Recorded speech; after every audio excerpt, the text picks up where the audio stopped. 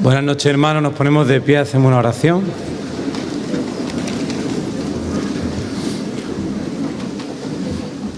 Oremos.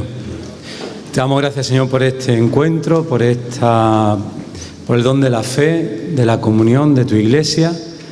Te pedimos tu Espíritu Santo que nos acompañe hoy para poder ir a las fuentes de nuestra fe, poder conocerte, tener deseos de amarte más.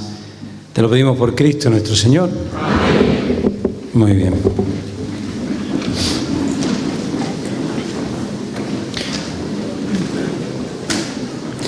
Bueno, queremos daros la bienvenida a todos.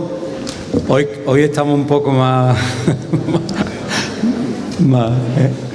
Estáis un poco más juntitos, pero como hace frío no viene mal. Bueno, bienvenidos a todos a este segundo día de las jornadas bíblicas. El día de ayer comenzamos esta peregrinación hacia la fuente, adentrándonos en esta fiesta de Sukkot, profundizando y destacando la resonancia en todo el Nuevo Testamento y viendo el cumplimiento en el Mesías, ¿no? Hoy nos ponemos nuevamente en camino de la mano del Padre Francesco para adentrarnos en la fiesta de la Pascua. Así que le damos la palabra al Padre Francesco, para el que pido un fuerte aplauso.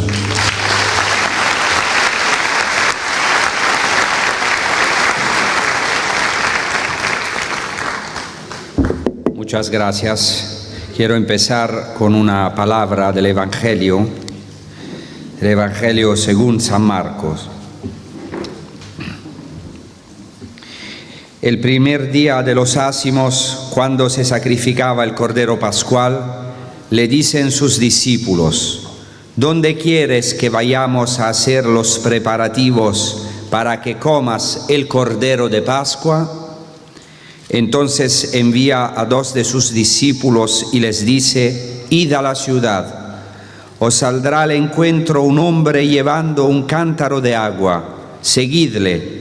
Y allí donde entre, decide al dueño de la casa: el maestro dice, ¿dónde está mi sala donde pueda comer la Pascua con mis discípulos?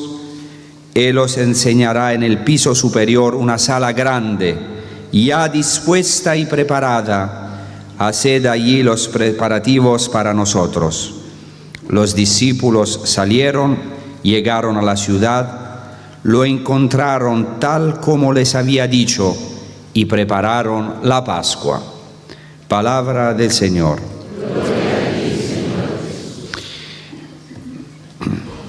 Quise empezar con este Evangelio porque me ha impresionado mucho en esta última Pascua esta pregunta de Jesús. El Maestro dice: ¿dónde está mi sala donde pueda comer la Pascua con mis discípulos? Es una pregunta que he sentido muy fuerte en mi vida, ¿no? ¿Dónde está mi sala donde yo pueda celebrar la Pascua? Es una pregunta que el Señor Jesucristo nos hace a cada uno de nosotros, pero es también una pregunta que cae en todos los problemas del mundo. ¿Dónde está de verdad este cenáculo, esta sala? Y también es una llamada, una vocación, una misión que el Señor nos entrega en esta generación, de preparar de verdad una sala para la Pascua, para dar a esta generación toda la riqueza de la Pascua de Jesucristo, de la Eucaristía vivida como dice el Concilio Vaticano II, un convivium pascalis, un banquete pascual.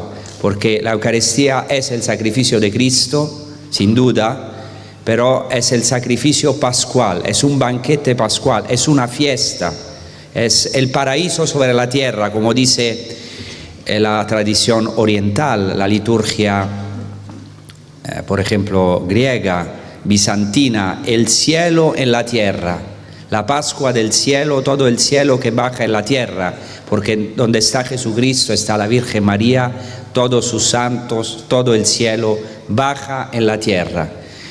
y tenemos, entonces, ¿dónde está esta sala en este mundo? En los problemas del mundo, en las guerras, por ejemplo, ¿no? También en Tierra Santa. Nosotros, hermanos, hemos encontrado esta sala. Jesús envía 2 de sus apóstoles. Cuando envía Jesucristo sus apóstoles de 2 en 2 es siempre para una misión fundamental. Por ejemplo, envía 2 de los discípulos para coger el asno, que es importantísimo en la tradición judía, es el asno del Mesías. Y también aquí envía 2 para preparar la sala, la Pascua. Y es muy interesante, cuando van, encuentran que ya todo está preparado. Es una sala adornada, ya preparada, que es la sala, el cenáculo, el lugar más santo, junto al Santo Sepulcro, pero más santo que hay en la tierra, donde Jesucristo nos dio esta maravilla que es su misma Pascua, la Eucaristía, el cielo y la tierra. Entonces, pero para entender en profundidad el misterio de la Pascua cristiana y el misterio de la Eucaristía, porque como saben, la Pascua es el centro de la liturgia cristiana, es el centro de toda nuestra vida, de toda nuestra existencia cristiana y también la fuente de toda Eucaristía. Hay que entender o que profundizar más y más en la Pascua judía. Y eso es un punto importantísimo.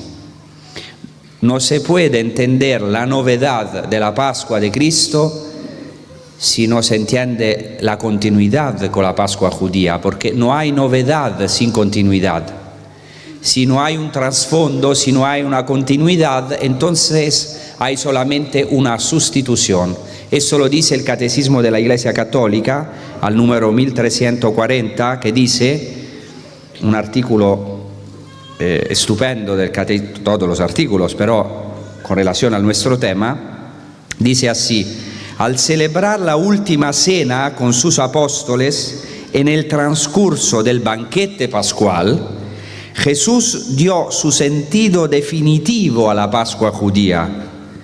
En efecto, el paso de Jesús a su Padre por su muerte y resurrección, la Pascua nueva, es anticipada en la cena y celebrada en la Eucaristía, que da cumplimiento a la Pascua judía y anticipa la Pascua final de la Iglesia en la gloria del reino. Eso es muy importante. Dice que Jesucristo da su sentido definitivo a la Pascua judía, entonces no es sustitución, es cumplimiento, como después dice, es dar un sentido definitivo. Entonces la Pascua es importantísima, la Pascua judía, porque si negamos esta relación con la Pascua judía, entonces renegamos el Antiguo Testamento. Entonces, claramente aquí no puedo hacer una catequesis completa sobre la Pascua, pero quiero solamente subrayar algunos elementos. Espero que el Señor me ayude también hoy. Antes de todo, en hebreo, Pascua se dice Pesach.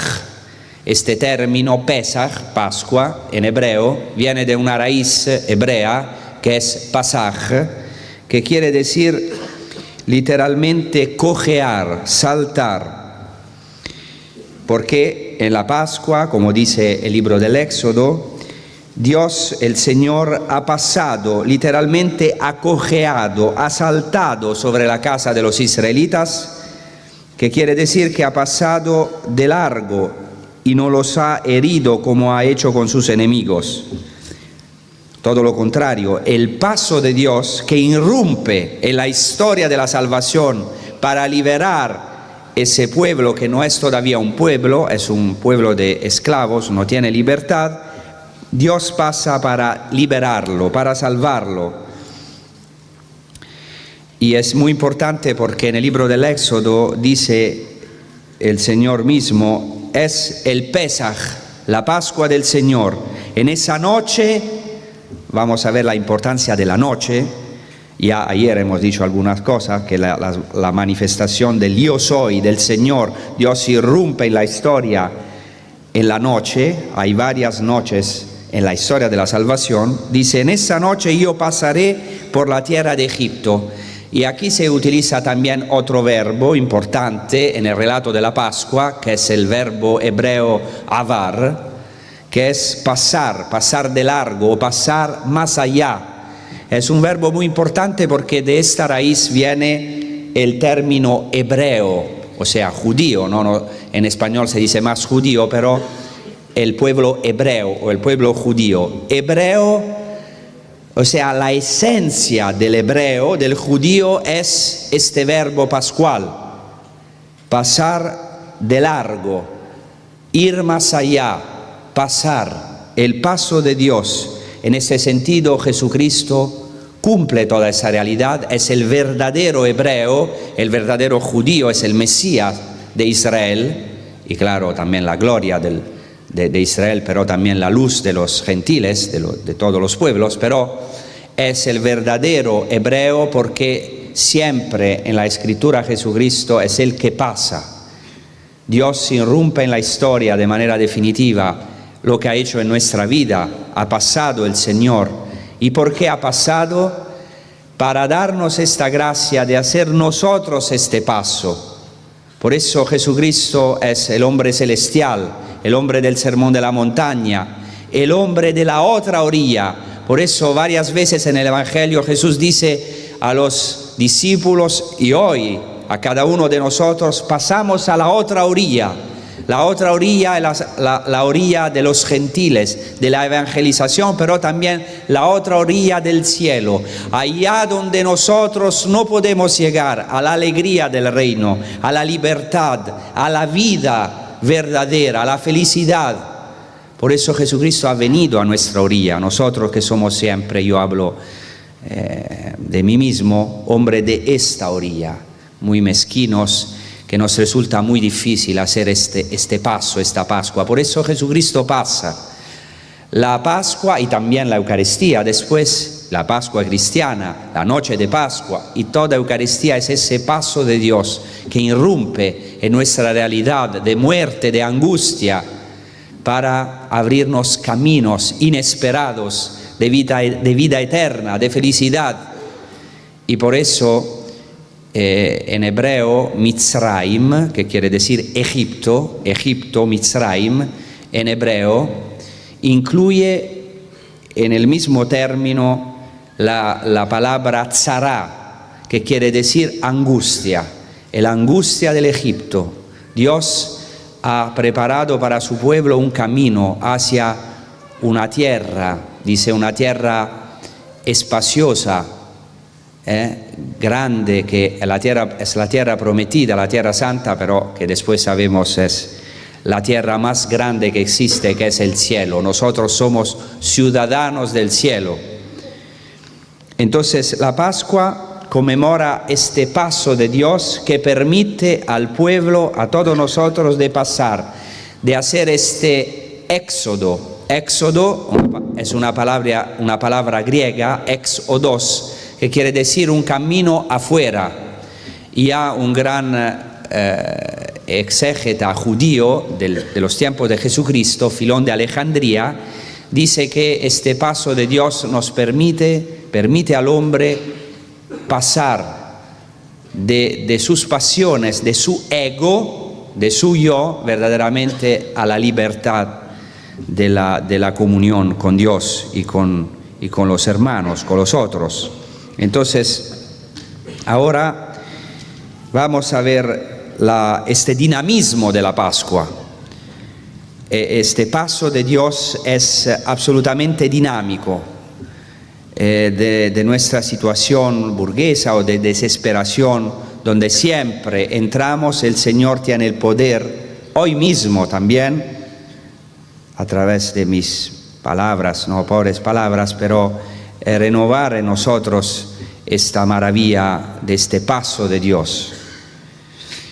La Pascua, antes de todo, es un memorial.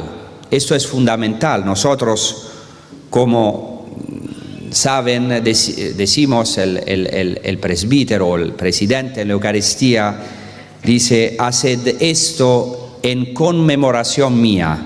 Esta palabra conmemoración no es solamente una memoria, sino que tiene sus raíces precisamente la Pascua judía, porque la Pascua, como dice el libro del Éxodo, al capítulo 12, es un memorial. En hebreo es una palabra importantísima, que es la palabra zikaron, que es más de una memoria. La Eucaristía es mucho más que una memoria de la última cena, y eso ya lo dice la tradición judía, porque el concepto de zikaron, de memorial, es fundamental en la Pascua y en todas las fiestas judías. Un rabino, Rabban Gamaliel, un rabino del siglo I después de Cristo, que no por casualidad fue el maestro de San Pablo, apóstol, que era un rabino que después fue conquistado por el Mesías, por Cristo, dice así, es un texto que es presente también en la Agadá de Pesach, en la Agadá de Pascua, que es el ritual de la Pascua judía, dice así: en cada generación cada uno debe considerarse como si él mismo hubiera salido de Egipto, porque el Santo, bendito sea, no liberó solamente a nuestros padres, sino que con ellos nos liberó también a nosotros. Eso es fundamental. El memorial, ¿qué quiere decir? Que Dios, que es un Dios vivo y sigue su historia con cada uno de nosotros, ahora hablando de los judíos, cumple hoy a través de este ritual el mismo éxodo. Hoy tenemos un faraón que nos esclaviza. Hoy nosotros somos liberados. Hoy se cumple lo que celebramos, porque ya el Señor liberó en nuestros padres, todos nosotros hoy. Esto es un fundamento de la liturgia cristiana, porque después se cumple en Cristo. Nosotros creemos como cristianos que en la liturgia se actúa lo que se celebra. No es solamente un memorial, mucho más, claro, en Cristo esto se cumple en nosotros. Entonces, se cumple en nosotros esta maravilla de la Pascua. Por eso la Pascua es un zikaron, es un memorial. Entonces, ¿qué celebra la Pascua judía, el Pesach? Es una berajá, es la bendición más grande, es la gratitud hacia Dios por la liberación que el pueblo judío ha recibido en el pasado, que pero se actúa hoy. Por esto dice también la Agadá de Pesach, el ritual de la Pascua: por esto nosotros tenemos el deber de dar gracias, de cantar, de alabar, de glorificar, de exaltar, de celebrar y de bendecir. 7 verbos que quiere decir la berajá, la acción de gracia perfecta. A aquel que ha hecho para nuestros padres y para nosotros todos estos milagros. Nos ha sacado de la esclavitud a la libertad, de la angustia a la alegría, del luto a la fiesta, de las tinieblas a la luz, de la esclavitud a la libertad. Cantemos en su honor, aleluya. Y por eso nosotros en la Pascua cantamos aleluya. Es la exultación más grande, la noche de Pascua, y cada Eucaristía, que es una Pascua, es para nosotros la berajá de las berajot, la bendición de las bendiciones, la acción de gracia por excelencia, porque Eucaristía quiere decir, como saben, acción de gracia. Es muy interesante que en la primera homilía pascual que tenemos, que nos ha llegado, que es de un padre de la iglesia que se llama Melitón, que fue martirizado en el año 190, entonces es la más antigua homilía pascual a pesar del Nuevo Testamento que tenemos.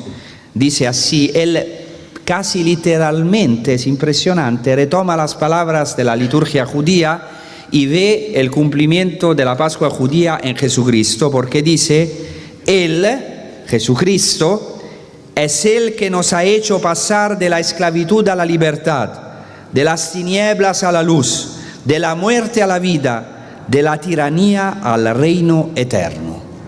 Es impresionante cómo los primeros cristianos celebraban la Pascua y la Eucaristía como una fiesta impresionante, como una exultación, como un canto, el canto más grande, más alto, más lindo a la resurrección de Jesucristo, celebrando claramente todo el misterio pascual, que es pasión, muerte, resurrección de Jesucristo, ascensión al cielo y don del Espíritu Santo.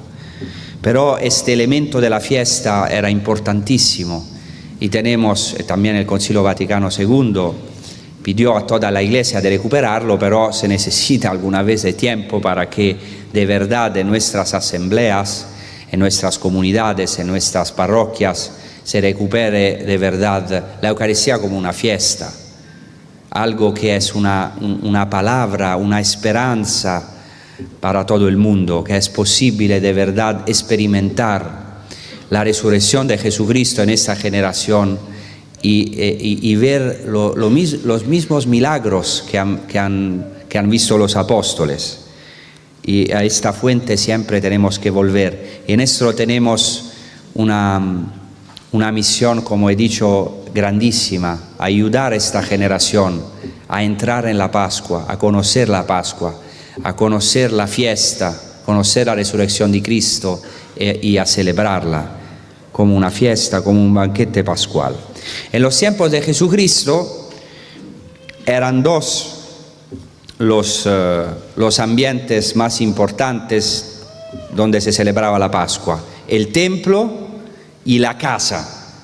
Es tan importante que dice Filón de Alejandría que en la Pascua la casa, el lugar del banquete pascual, tenía que estar bien adornada, lo que dice también el Evangelio, interesante, con la belleza y dignidad del templo. Esto es importantísimo. Cada casa tenía que ser como un templo doméstico, como un templo doméstico. La familia, la importancia de la transmisión de la fe a los hijos, porque esto lo dice el libro del Éxodo: esto lo transmitirás a tu hijo de generación en generación. Y cuando tu hijo te preguntará por qué celebramos este ritual, tú le tendrás que contar todas las maravillas de la historia de salvación. Por eso es la noche en la cual se transmite la fe a la siguiente generación, a los hijos. Y como hemos proclamado en los evangelios, se menciona una sala grande y adornada, y el término griego que se utiliza del evangelio, adornada, quiere decir adornada con alfombras. O sea, una maravilla. Van a ver este cenáculo, esta sala, y ya estaba adornada con alfombras. Todo estaba ya preparado. Una cosa maravillosa, porque siempre el Señor que pasa nos precede. ¿Cómo se preparaba la Pascua? Antes de todo, antes de la cena pascual y antes de entrar en la Pascua, era necesario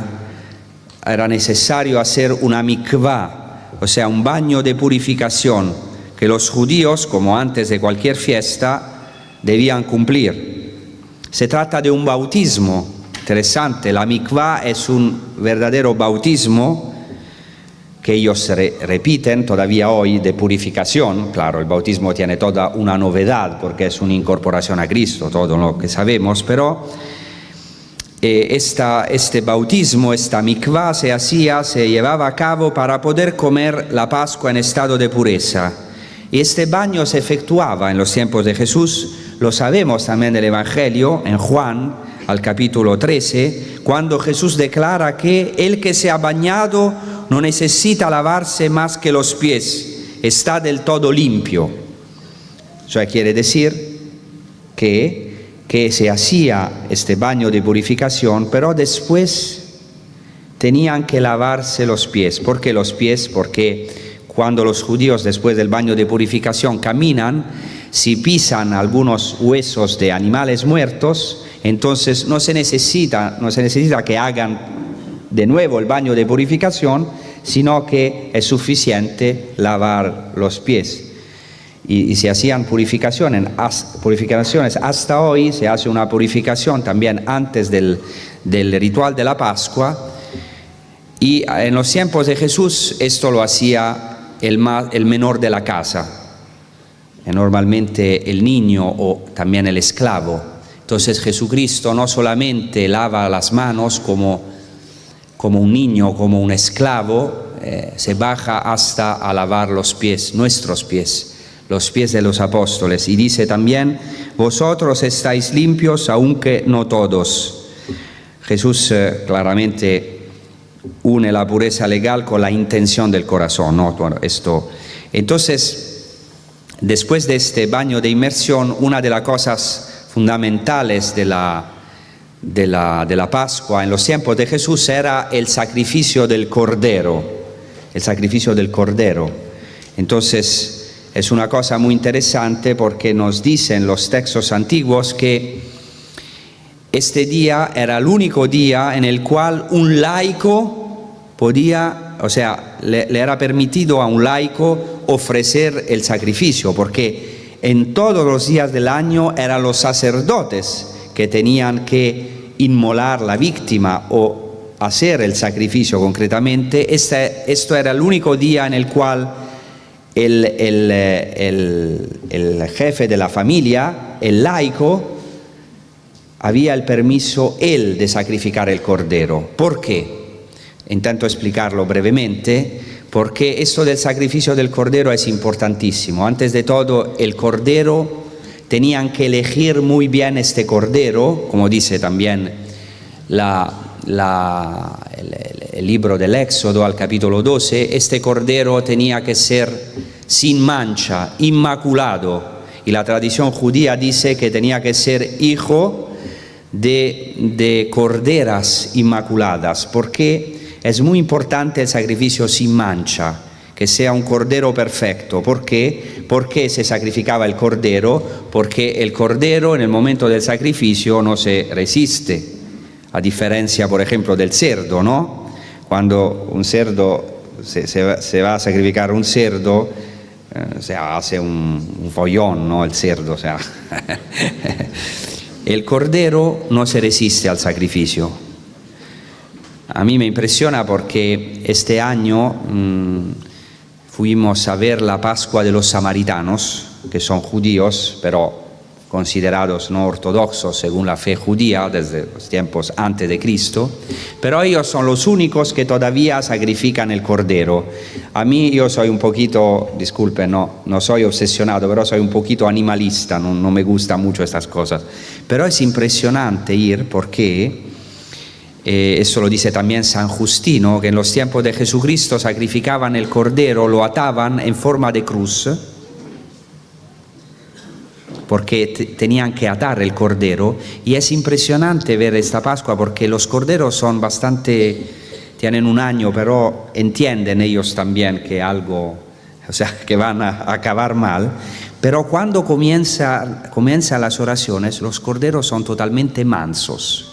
No se resisten al sacrificio, se dejan atar, especialmente si son corderos sin mancha. Eso es muy importante por muchas cosas, también por una renovación de la Inmaculada Concepción de María. ¿Qué quiere decir que la Santa Virgen María es verdaderamente inmaculada? Claramente que es sin pecado, sin mancha desde su concebimiento, pero no solamente esto, porque también estas sillas son sin pecado, pero no aman a nadie.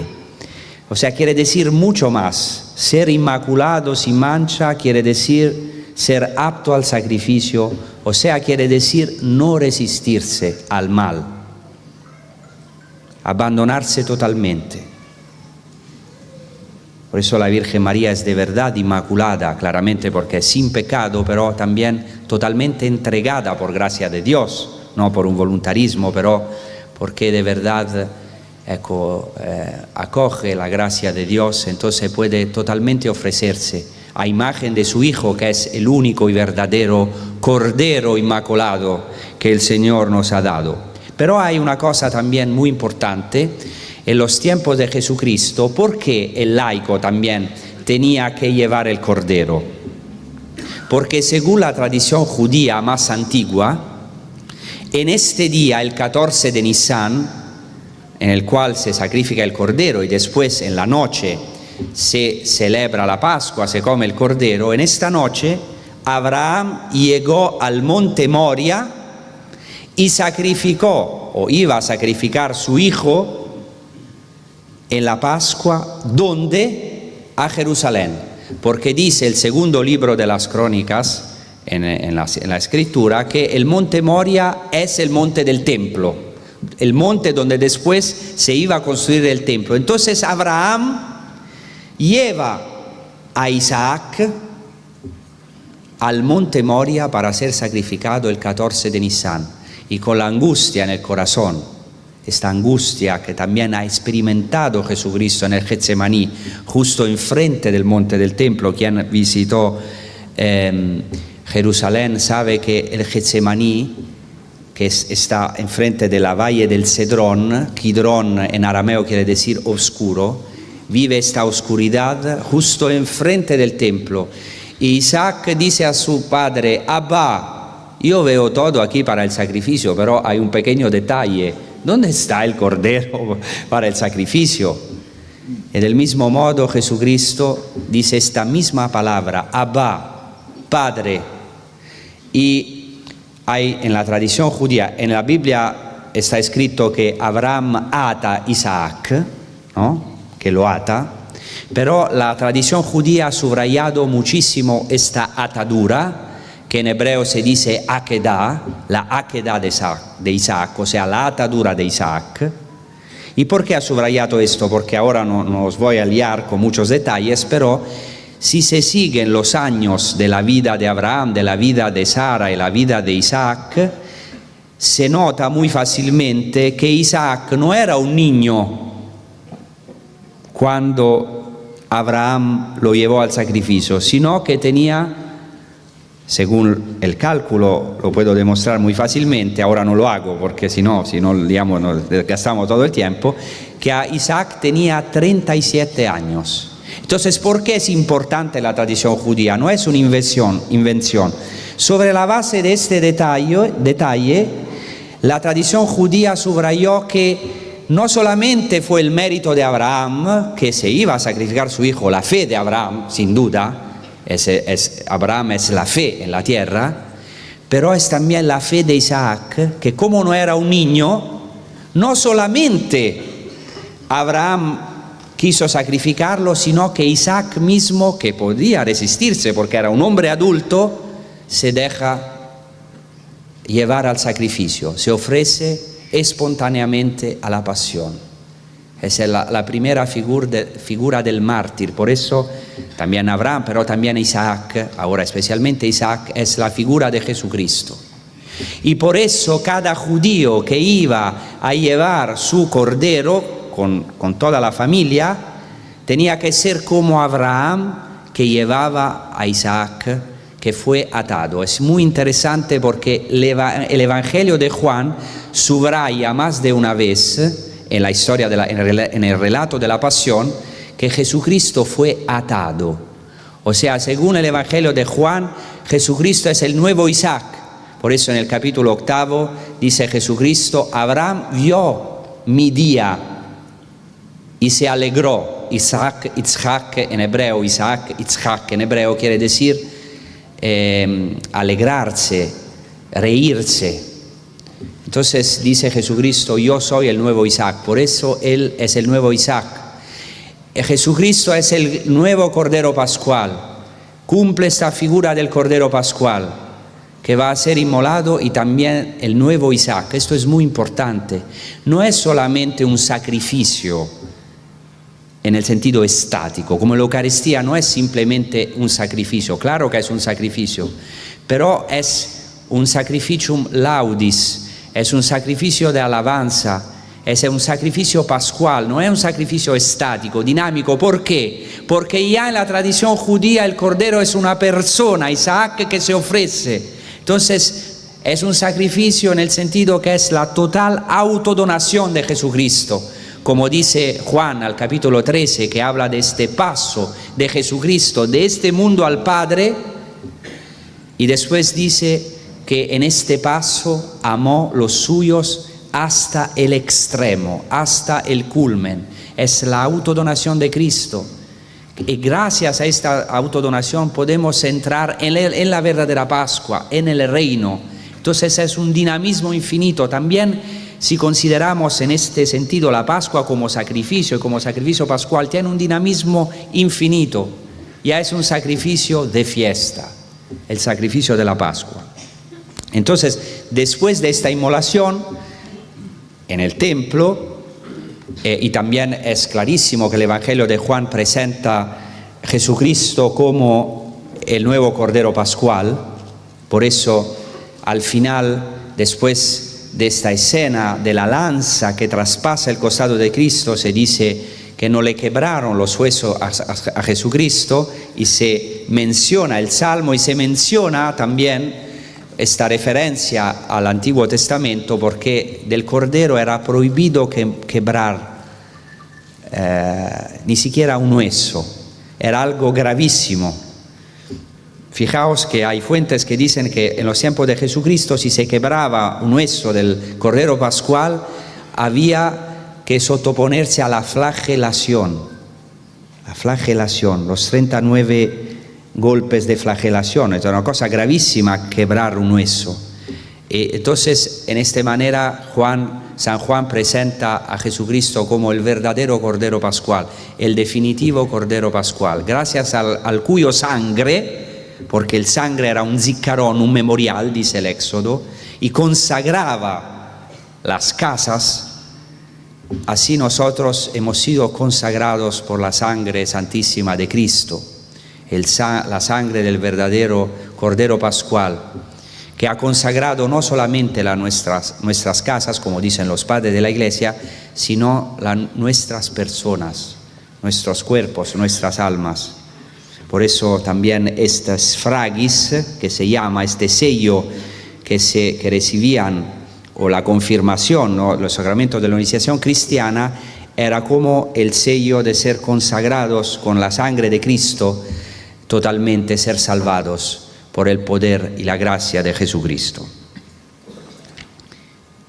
Sí, gracias.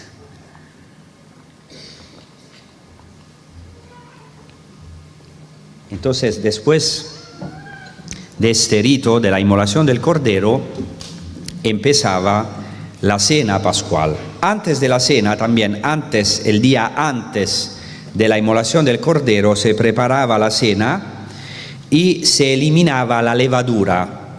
Eso es algo muy importante, que también se ve el cumplimiento en el Nuevo Testamento de este rito, que se llama la búsqueda del chametz, o sea, de la levadura. O sea, cada judío tiene que buscar los restos de la levadura o del pan con levadura, porque comienza la fiesta de los ácimos, que en hebreo se dice matzot. Eso es algo muy antiguo, porque es muy interesante que los judíos dicen que la levadura es símbolo de la inclinación malvada, de la maldad del hombre, que fermenta en el hombre y lo induce a pecar. Y San Pablo da una interpretación simile, pero con la novedad de Cristo, porque dice en la primera carta a los Corintios: ¿no sabéis que un poco de levadura fermenta toda la masa? Purificaos de la levadura vieja para hacer masa nueva, pues sois ácimos. Así que celebremos la fiesta no con vieja levadura, ni con levadura de malicia e inmoralidad, sino con ácimos de pureza y verdad. Eso es importantísimo también para nosotros. Nosotros somos llamados, especialmente en la Pascua, pero cada vida, porque en cada momento de nuestra vida, porque cada día nosotros celebramos la Pascua, la Eucaristía, o cada semana, estamos llamados de verdad a ser ácimos, a renegar el demonio, a quitar esta levadura cada día, a buscar también esta levadura que siempre fermenta en nosotros, de la hipocresía, de la maldad, del hombre viejo. Es una imagen del hombre viejo, es el pan viejo. Por eso los ácimos son un pan nuevo. Entonces dice San Pablo: vosotros sois ácimos, porque habéis sido bautizados, renovados, sois hombres nuevos. Esta generación necesita más y más hombres nuevos, hombres de la Pascua, que pueden verdaderamente decir que hay una forma nueva de vivir, una nueva estética, que es posible con la ayuda de Cristo, poco a poco, en un camino gradual, dinámico, progresivo, dar muerte a este hombre viejo para que de verdad nazca este hombre nuevo que ya hemos recibido en el bautismo y que pero tiene que llegar a una estatura adulta. Por eso necesitamos un camino de fe, una iniciación cristiana seria para renunciar al demonio, porque de verdad este hombre viejo, este pan con levadura pueda morir para que de verdad podamos ser ácimos, porque Cristo, nuestra Pascua, ha sido inmolado y así podemos celebrar la fiesta, entrar en la fiesta, preparar una fiesta, un banquete pascual para esta generación. Qué maravilla, a qué maravilla nos ha llamado el Señor. Después es fundamental la noche, la vigilia en la Pascua judía, porque Dios, dicen las fuentes judías, por ejemplo el Targum Neófiti, ha intervenido siempre en la noche. Y hay un canto que hacen los judíos al final de la Pascua que elenca, hace una lista de todas las intervenciones de Dios en el Antiguo Testamento en la noche. Pero eso también sabemos después en el Nuevo Testamento, cuántas veces Dios aparece en la noche. Jesucristo aparece al final de la noche, como en la tormenta, en la tempestad. Siempre Jesucristo aparece en nuestras noches. Entonces dice el Targum Neófiti que hay 4 noches en la historia de la salvación. Y eso es importante en relación también a nuestra Pascua. La primera noche es la noche de la creación. Fijaos que es tan importante esta tradición judía que en la liturgia renovada por el concilio de la vigilia pascual, que es una cosa, un deseo grandísimo de la Iglesia, antes del concilio, ya el Papa Pío XII intentó absolutamente recuperar la vigilia toda la noche, porque antes del concilio se celebraba la vigilia el sábado por la mañana. Entonces esto es un deseo de toda la Iglesia. Y todavía no es fácil llegar a esto, o sea, recuperar toda la riqueza de la vigilia pascual en la noche, que tenía una riqueza inmensa. Hay muchísimos textos y estos también nosotros tenemos que formarnos en estos textos de los padres de la Iglesia.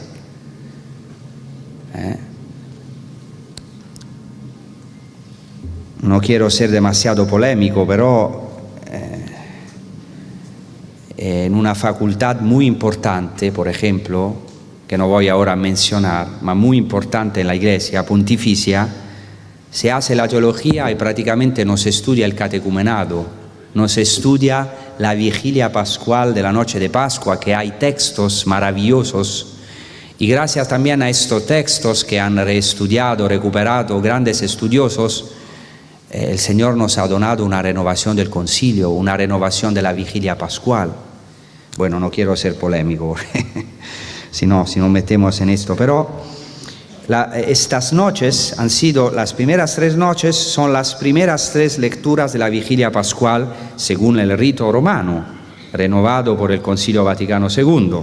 La primera noche es la noche de la creación. Dice que fue aquella, dice el Targum Neófiti, en la que el Señor se reveló sobre el mundo para crearlo.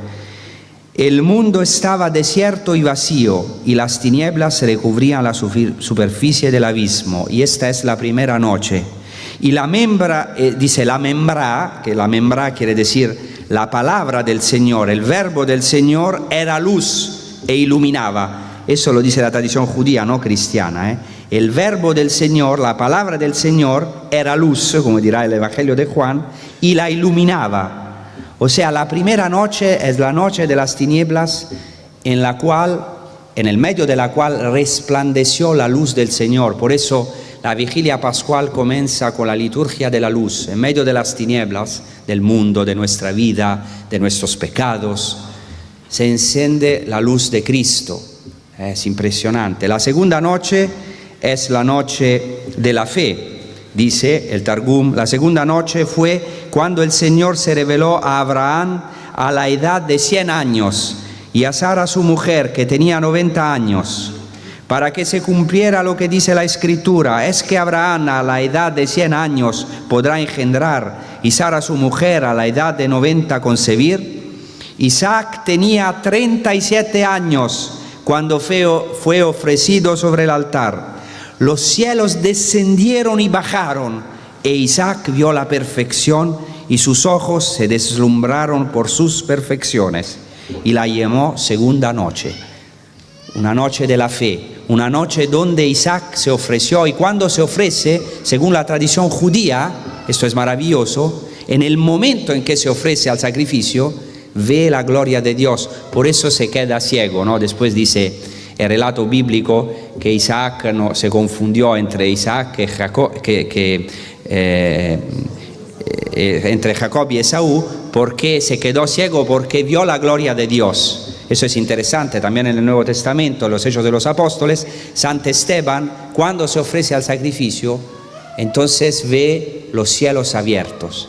Es maravilloso. Isaac, en el monte del templo en Jerusalén, en la noche de Pascua, ve la gloria de Dios. Y Abraham, ¿dónde ve la gloria de Dios? Porque Abraham no ve la gloria de Dios, está en la oscuridad porque está sacrificando su hijo. Pero ve la gloria de Dios en los ojos de su hijo. Eso es maravilloso, como un espejo. Y allá puede recuperar su hijo, es como una resurrección, porque ya lo veía muerto. Eso es importante. Muchas veces estamos en la oscuridad, no vemos la gloria de Dios, pero la vemos en los ojos de nuestros hijos o de nuestros hermanos de comunidad, en los ojos de hermanos que dan su vida. Eso es impresionante. Pero es una noche también de luz, es la noche de la fe. La tercera noche, claramente la conocemos, es la noche de la liberación del Egipto. Dice, la tercera noche fue cuando el Señor se rebeló contra los egipcios en medio de la noche. Subraya la noche, esta noche en la cual el Señor abre el mar en frente de un pueblo que no tenía esperanza. Esa es la noche del Dios del imposible, que abre caminos en medio del mar, en medio de la muerte. Y después hay una cuarta noche, eso es muy interesante, que es la noche del Mesías. Por eso en esta noche hay que estar despierto toda la noche para atender la venida del Mesías, porque dice así: en la cuarta noche el mundo llegará a su final para disolverse. Los yugos de hierro serán demolidos y las generaciones perversas serán arrasadas. Moisés saldrá de mitad del desierto y el rey Mesías vendrá de lo alto. Uno caminará a la cabeza del rebaño y el otro caminará a la cabeza del rebaño, y su palabra caminará entre los dos. Yo y él caminaremos juntos. Es la noche de Pascua para la liberación de todas las generaciones de Israel. Por eso es impresionante que en su primera venida el Mesías se haya revelado en la Pascua, en la noche de Pascua, en esta noche en la cual el Señor se entrega totalmente. Y también en la segunda venida de Cristo, según los padres de la Iglesia, han subrayado esto porque, por ejemplo, San Jerónimo dice: es tradición entre los judíos. Fijaos cómo los padres conocían la tradición judía y le daban importancia. Dice San Jerónimo: es tradición entre los judíos que el Mesías tiene que venir a medianoche, a semejanza de los tiempos de Egipto, cuando se celebró la Pascua y vino el exterminador y pasó el Señor sobre las tiendas y fueron consagradas con la sangre del Cordero las jambas de nuestras puertas. Impresionante esto, porque para los judíos la noche de Pascua es una noche en la cual se espera el Mesías. En esta noche hay 4 copas de vino y una otra copa es la copa de Elías, del profeta Elías, porque se espera la venida del Mesías, porque el profeta Elías anuncia la venida del Mesías y hay que quedar la puerta abierta. Eso es algo también muy lindo, ¿no? Porque los niños esperan toda la noche, porque la puerta está abierta, esperan el Mesías, porque se espera el Mesías que venga en esta noche. Los judíos que todavía piensan que no haya venido, para nosotros ya el Mesías ha venido, esta puerta de la misericordia es abierta para nosotros. Pero todavía la puerta está abierta también para nosotros, porque nosotros en cada Eucaristía gritamos y tenemos que gritarlo con fuerza: Maranatá, ven Señor, porque ya ha venido, pero también esperamos la segunda venida del Mesías. Entonces también la noche de Pascua es una noche maravillosa de espera del Mesías, que ya ha venido, pero viene en esta noche y tiene que venir en su segunda venida para llevarnos con Él. Entonces, claro, en esta noche, no tengo mucho tiempo, pero quiero decirlo sintéticamente, hay todo un ritual que es importantísimo, que consiste en una liturgia de la palabra, en un relato, porque el padre de familia tiene que narrar todas las obras de salvación del Señor en la historia del pueblo. Se comienza con Abraham y después hasta el relato del Éxodo. Entonces es una noche en la cual se hacen cantos, se canta el Dayenu, que quiere decir esto nos habría bastado, ¿no? Dayenu quiere decir esto nos habría bastado, esto nos basta literalmente, dice esto nos basta. Entonces se proclaman, es muy interesante porque justamente en la noche de la Pascua, en el cenáculo, uno de los apóstoles, que es Felipe, le dice a Jesucristo: Señor, móstranos el Padre y nos basta, y Dayenu. Es impresionante esto, y Jesús tiene que decirle: ¿cómo todavía no me has conocido? Quien ve a mí ve al Padre. Esto es el culmen del Dayenu. Toda la historia de la salvación tiene un fin, de encontrarse con el rostro mismo de Dios, que es nuestro Señor Jesucristo, el Mesías, porque toda la Pascua tende al cumplimiento mesiánico. Esto se realiza en Jesucristo, que está allá con sus apóstoles celebrando la Pascua. Entonces, en esta noche de Pascua hay 3 comidas que son fundamentales, que son claramente el pan ácimo, del cual ya hemos hablado, las hierbas amargas, porque hay que acordarse de la amargura del Egipto, y el cordero pascual. Hoy los judíos no comen el cordero porque no tienen templo, no pueden sacrificar el cordero, también porque el verdadero cordero pascual ya ha llegado. Y después hay otra cosa fundamental, que es el vino. Cada judío tiene que beber en esta noche 4 copas de vino. Después no siempre beben vino, sino también, como se dice, zumo de uva, porque también los judíos no es que pueden embriagarse así, ¿no? Pero es importante, el vino es la fiesta, y hay 4 bendiciones importantísimas, ¿no?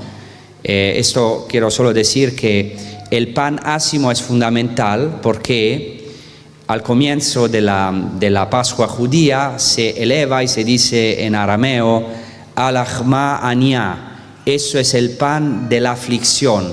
Aniá quiere decir el afligido, el humilde, la humildad. Por eso Betania quiere decir la casa del humilde. Jesucristo se iba a Betania porque era la casa del humilde, de la humildad, del afligido. Y se eleva este pan y se dice: este es el pan de la aflicción. Este pan ácimo es un signo concreto, visible, de algo mucho más profundo, que es la aflicción de los israelitas en Egipto. Es un símbolo, por eso tiene una importancia muy grande. Fijaos que también se parte y se da un pedazo a cada uno. Y este pan, hay también una bendición que nosotros hemos retomado. Bendito eres tú, Señor, Rey del universo, de tu bondad, hemos recibido este pan. En el ofertorio también, en las ofrendas, lo repetimos. Pero este pan, la cosa más importante, que es el símbolo de la amargura, de la aflicción del Egipto. Y por eso es impresionante, cuando Jesucristo eleva este pan, ya este pan no es más la aflicción del Egipto, sino que es su entrada en la muerte. Esto es mi cuerpo. Ya de este momento no será más el pan de la aflicción del Egipto, sino que será mi aflicción, mi cuerpo. Como este pan en la Pascua judía se parte, así este cuerpo es totalmente entregado por vosotros. Entonces, comulgar al cuerpo de Cristo es participar de su sufrimiento, de su angustia, de su muerte. Aprender, tener un espíritu nuevo para ser entregado, partido, dividido, entregado a los otros. Hacer de verdad este éxodo del yo al tú, al otro. Ir a la otra orilla, donde muchas veces nosotros somos incapaces de pasar al otro, de pasar a la otra orilla, amar, donarnos con el poder de Jesucristo, de este cuerpo santísimo. Tenemos este poder, esta gracia. Y después en esta noche se ven 4 copas de vino y el vino es importantísimo porque es obligatorio beber vino, hasta el punto que no se puede negar a ningún judío de beber este vino. Hay que hacer elemosna a todos los pobres porque puedan beber el vino de la Pascua. ¿Por qué es tan importante? Porque el vino es el signo de la fiesta. Los judíos durante 40 años de camino en el desierto no han bebido vino. Han comido el maná, han bebido el agua, como hemos visto ayer, pero cuando entran en la tierra prometida celebran la Pascua y cesa el maná y pueden beber de los frutos de la tierra prometida. Entonces el vino es el signo de la fiesta, de la entrada en la tierra prometida. Una cosa impresionante, entrar en la tierra prometida. Ni siquiera Moisés puede entrar en la tierra. Es una gracia inmensa. Y claramente cuando Jesucristo eleva este cáliz de la Pascua, ya este vino no es más la entrada en la tierra prometida, sino es mucho, mucho más. Una cosa inmensa, es entrar en la fiesta del banquete del reino de los cielos. Porque dice Jesucristo, este vino es una nueva alianza, la nueva alianza en mi sangre. Esta es mi sangre que será derramado por vosotros y por todos los hombres. Haced esto como mi ziccarón, como mi memorial, como un memorial eterno de la fiesta, de la posibilidad para el hombre de entrar en la verdadera tierra prometida, que es el cielo. O sea que este sangre santísimo de Jesucristo nos permite entrar en la resurrección. Por eso comulgar al santísimo cuerpo y sangre de Cristo es participar a la muerte y resurrección de Cristo, que se actúa en nosotros, que es un memorial. Por eso cada Pascua y cada Eucaristía, cada Pascua claro por excelencia, pero también cada Eucaristía, que es una Pascua, es de verdad la entrada en la tierra prometida. Y esto también lo dicen los padres de la Iglesia. Hay un texto de Eusebio de Cesarea que dice así: los seguidores de Moisés inmolaban el Cordero Pascual una sola vez al año, el 14 del primer mes, por la noche. Mira cómo saben bien la tradición judía. Nosotros, sin embargo, hombres del Nuevo Testamento, celebrando nuestra Pascua todos los domingos, nos saciamos continuamente del cuerpo del Salvador y comulgamos continuamente con la sangre del Cordero. Por eso cada semana celebramos nuestra Pascua. Fijaos como los primeros cristianos de los primeros siglos, Eusebio de Cesarea del cuarto siglo, tenían esta certeza que celebrar la Eucaristía era celebrar una Pascua, una fiesta. Por eso en cada Pascua, es interesante esto, literalmente, lo siento mucho por lo que dicen que, os digo una cosa así para reírse, o sea, dicen que hay que comulgar al cuerpo y sangre de Cristo de rodilla, no, hay que comulgar sentado. Jesucristo celebró la Pascua y eran, ¿cómo se dice? Distesi. Acostados, recostados. Yo sinceramente no tengo problema, doy la comunión a todos, a quien se pone de rodilla, a quien está sentado, a quien se postra, para mí, porque muchas veces se subraya demasiado la posición y no la intención, porque puede ser uno que también viene a comulgarse postrado, pero no puede, bueno, esto no me meto en esto, pero eso es muy importante, se celebraba la Pascua, ¿cómo se dice? Recostados. ¿Por qué recostados? Esto es interesante porque San Juan pone su cabeza en el pecho, en el corazón de Jesucristo, porque estaban recostados. ¿Por qué recostados? Hasta hoy los judíos tienen que recostarse, están sentados cuando celebran, pero recostarse porque solo los hombres libres comían en los tiempos de Jesucristo recostados. Entonces la cosa más grande, por eso lo digo, no es tanto, pero no es que tenemos que celebrar la Eucaristía recostados, ¿no? No es esto. Estoy diciendo pero para subrayar la libertad, la fiesta, o sea, entrar en la Pascua para un judío entrar en la Pascua es entrar en la libertad. Y eso es muy importante, porque también en la multiplicación de los panes, literalmente en griego, se dice que Jesucristo hizo recostar la gente. Eso es un signo del cielo, que nosotros también podemos descansar. Esto quiero decir, no tanto, para mí no hay problema, con lo que dice la Iglesia se hace. Ma la cosa importante es que la Eucaristía es un descanso, es de verdad ser recostados ya en el banquete del reino de los cielos. Podemos hacer esto. Nosotros que fuimos muchas veces recostados en nuestros burguesismos, en nuestros pecados, podemos de verdad recostarnos en el corazón de Jesucristo, y también entre nosotros vivir de verdad este descanso. Entonces, para terminar, pienso que sea importantísimo recuperar este trasfondo judío para ver cómo Jesucristo cumple toda la obra de salvación. Y eso también es una llamada para todos nosotros a recuperar los signos de la Pascua cristiana. Os hago, por ejemplo, un ejemplo, ¿no?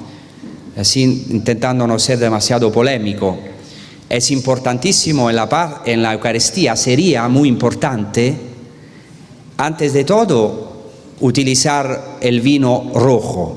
Porque Jesucristo dice, esto es mi sangre. Para los judíos es prohibido celebrar la Pascua con un vino blanco, porque no es un signo, porque ellos también relacionan el vino a la sangre, no la sangre de Cristo, ma la sangre.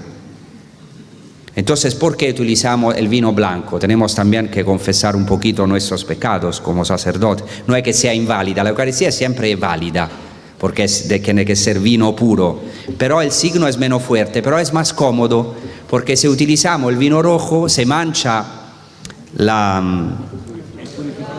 purificador, ¿cómo se dice? La tela, se mancha el mantel y entonces hay que cambiar el mantel, tenemos que ser sinceros, ¿no? No, es un ejemplo. O por ejemplo, dar la sangre de Cristo al pueblo, porque Jesucristo dice, muchas veces subrayamos muchas reglas, pero Jesucristo dice, tomad y bebed todos de él. Entonces un pagano va y dice, pero yo veo que bebe solo el sacerdote, ¿no? Es importantísimo. Claro que la Eucaristía es válida solamente comulgando a la hostia, al cuerpo de Cristo, pero tenemos que dar la sangre de Cristo, dar el vino de la fiesta, la vera fiesta, el vino de la fiesta es la sangre de Cristo al pueblo de Dios. Claro que muchas veces con mucha gente es muy difícil, cuesta mucho todo, ¿no? Podemos poner todo lo... Pero esto es el espíritu de verdad de no hacer polémica entre nosotros sobre algunas formas, sino de verdad recuperar el espíritu de la Pascua, porque es y termino ya, es un momento fundamental en la historia del mundo y en la historia de la Iglesia. No podemos ya permitirnos de pelearnos entre nosotros en pequeñas cosas, porque hay una generación que está en la muerte, en el Egipto, en la esclavitud, que no conoce la libertad, el descanso, la fiesta de los reinos de los cielos, y está esperando un pueblo que pueda ser testigo de la resurrección de Cristo, de la Pascua, que es posible en esta generación, que la Iglesia no es muerta, que todavía se puede ser cristiano y ser alegres, lleno de fiesta en nuestras tribulaciones, en nuestros sufrimientos. Claro que para hacer esto se necesita una iniciación cristiana seria, y que el Señor de verdad nos ayude en esta misión a ser fieles a lo que hemos recibido, a ser fieles a lo que la Iglesia nos dio en el Concilio Vaticano II, a llevar de verdad esta Pascua a todos y ser agradecidos a Dios porque nos está sacando de nuestro Egipto. Siempre tendremos la tentación de volver a nuestro Egipto, de mirar atrás. Esto es el problema del pueblo de Israel, cómo es existencial la Escritura, cómo es actual, cómo es verdadero que muchas veces miramos atrás, queremos volver a las cebollas de Egipto, a los melones de Egipto, y el Señor nos ha preparado un camino inmenso, entonces tenemos que ver adelante, que de verdad ayudar a la Iglesia, estar en la Iglesia. La Iglesia es siempre renovada, pero los santos más grandes han renovado la Iglesia amando la Iglesia desde el interior. Y tenemos esta misión de verdad preparar estas odres nueve, ¿cómo se dice odre? Odres nuevos para este vino nuevo que el Señor quiere darnos con su Pascua, el vino de la fiesta. Gracias.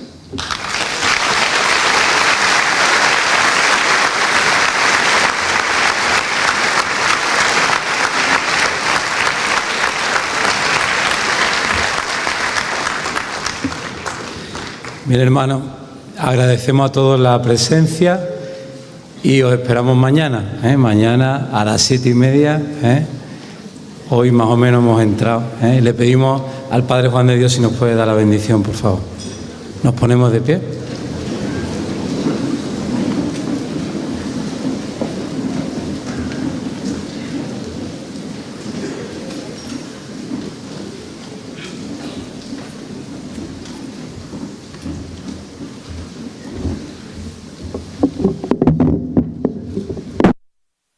Al Padre, al Hijo y al Espíritu Santo.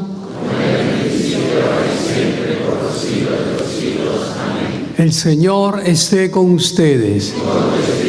La bendición de Dios Todopoderoso, Padre, Hijo y Espíritu Santo, descienda sobre ustedes. Amén. Buenas noches.